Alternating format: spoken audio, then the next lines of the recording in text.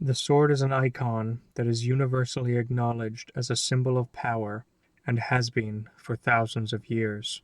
References to this fact can be found in documents for thousands of years. Why? It's simple, really. For thousands of years, the most powerful personal weapon and the greatest symbol of independence and self rule was the sword. Those with their own sword were considered to be of a higher class than those without. In feudal Europe, lords, knights, and soldiers had swords, while the lower classes, the general population, ruled by those lords, knights, and soldiers, were often forbidden to own such weapons. Spears and staves were the peasants' weapons. The sword was not for lesser folk. In feudal Japan, the samurai, originally peasants raised to serve and defend their lords with bows and spears, became the only people allowed to carry swords. To wield a sword and not be a samurai was a crime. At times, that crime was even punishable by death. In Rome and Greece before her, citizens could have swords. Servants and slaves were beneath such things, the obvious exception being gladiatorial arenas, farcical combats whose only motive was a desire for bloodshed. When, during any of those times, a nation conquered, invaded, or stole power in another, the first thing they did was to disarm the people. Well, not completely. They took away their swords. For example, when Japan took Okinawa and the Ryukyu Islands, swords were taken from the people of the conquered lands. Any obvious tools of war were restricted. Of course, spears couldn't be removed entirely. Such tools are used for hunting and fishing, not just war. And food collection is important, so any tools that are used in the process of collecting foods were allowed, but no weapons, no swords, no show of equality between the dominated and the dominators. When England conquered Ireland, swords were taken away from the Irish. Only a good English citizen could carry a sword. No low-born Irishman could do so. The sword, being the highest object of personal weaponry, of personal defense, of personal power, was withheld from the non-citizens, from the civilians, peasants, serfs, slaves, and nonentities. On December 15th, 1791, a small piece of parchment changed that forever. A well-regulated militia, being necessary to the security of a free state, the right of the people to keep and bear arms shall not be infringed. The Second Amendment of the Constitution of the United States of America removed any class distinction created by the ownership of swords. Of course, by this point, arms wasn't regulated to just swords. Personal firearms were in their infancy, but pistol and musket had already replaced swords in the hands, if not the hearts of men.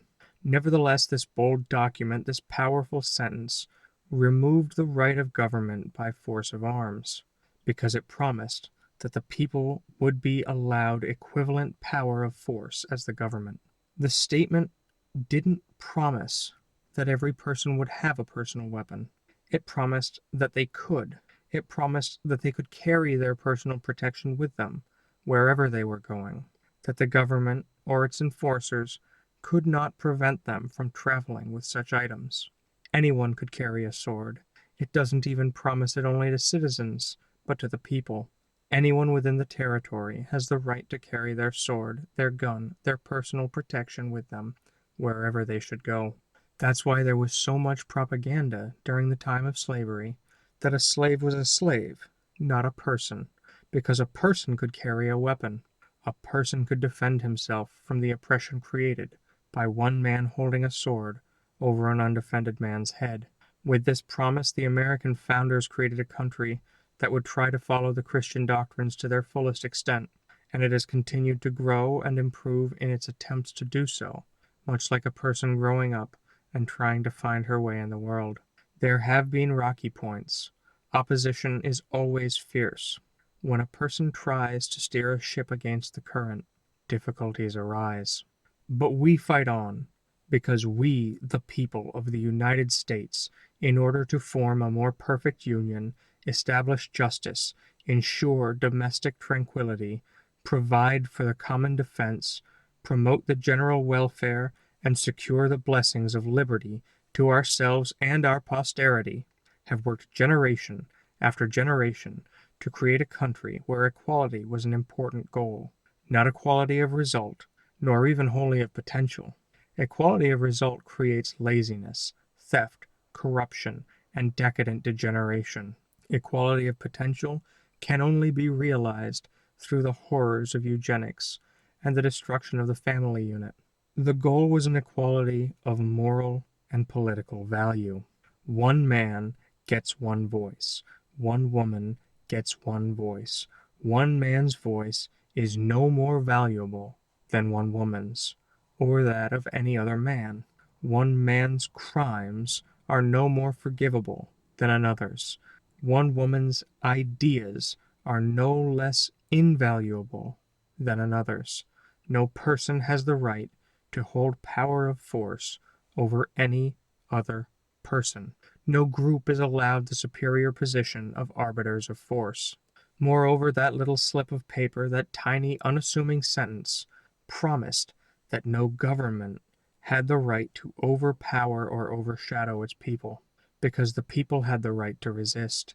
In fact, they not only had the right, but the duty, as citizens, to resist their government when their government acted against the people.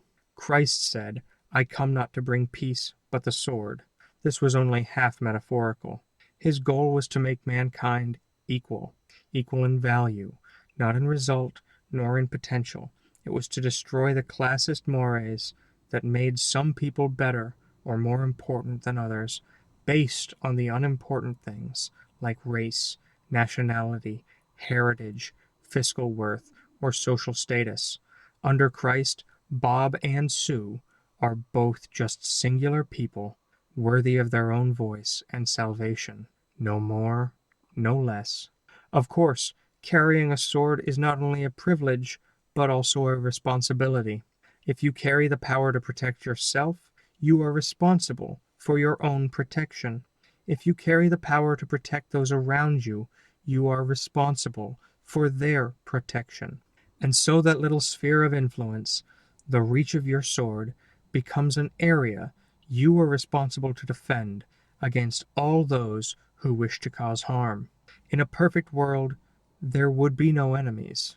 In an only slightly less perfect world, the power to protect the world from the enemy is treated as anyone treats a burden or hard task. It's divided among many so that no single person is overwhelmed. In this current generation, when we reached a point where we had so nearly destroyed all our enemies, we grew lax and allowed an insidious enemy to take root. This enemy doesn't wield a sword against us, because we have shown how swords are dealt with. Instead, this new enemy coaxes and tricks and bribes us to give up our ability to protect ourselves. This enemy convinces us that he is not an enemy, that he can protect us, that we can give up our arms. Our enemy promises us that we can give up our responsibilities and our cares so that he can take them upon his shoulders. He will wield the power he has convinced us is too heavy for us to handle, and like any burden, when it is unevenly divided, it crushes, breaks, twists whatever is underneath it. When too much of this burden is placed on our enemy, who claims to be our friend, believes himself to be, quite likely, having told the lie often enough, our enemy will turn against us. It will be done with the best of intentions. That sword you wield is heavy. Lay it down. My own sword is light, and my one can serve us both as easily as our two. This isn't just an argument that can be used for what our forefathers called arms, or, more specifically, their argument, their promise, their dedication is not only about physical force. The same argument can be made for education. In fact, it has been made for some time by this same enemy. That math you're learning is hard. Why don't you just stick to something easier? I can handle the math for the both of us. Don't worry.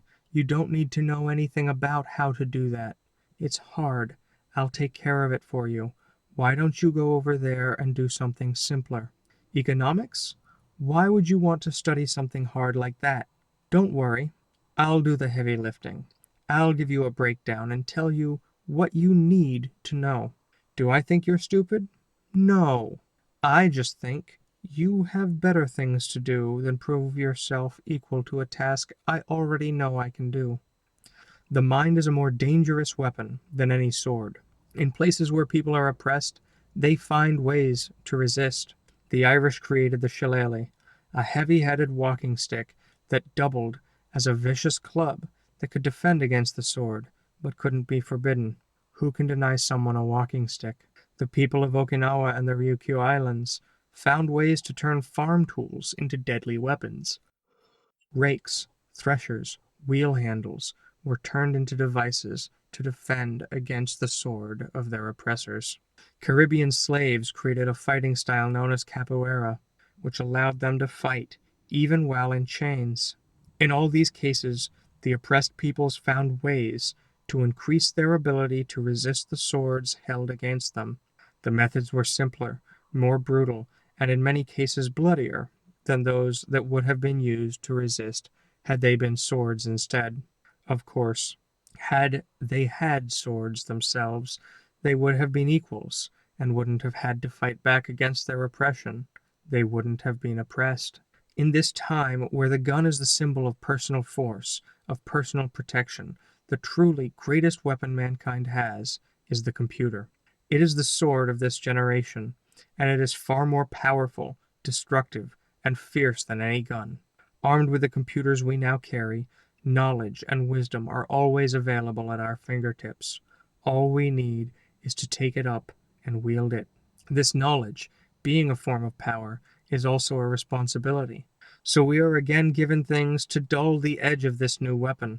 Thus far, our enemy has not found a way to convince us to put down this sword, though our enemy has found ways to get us to test its sharpness against ourselves instead of against him. Our nation is in danger.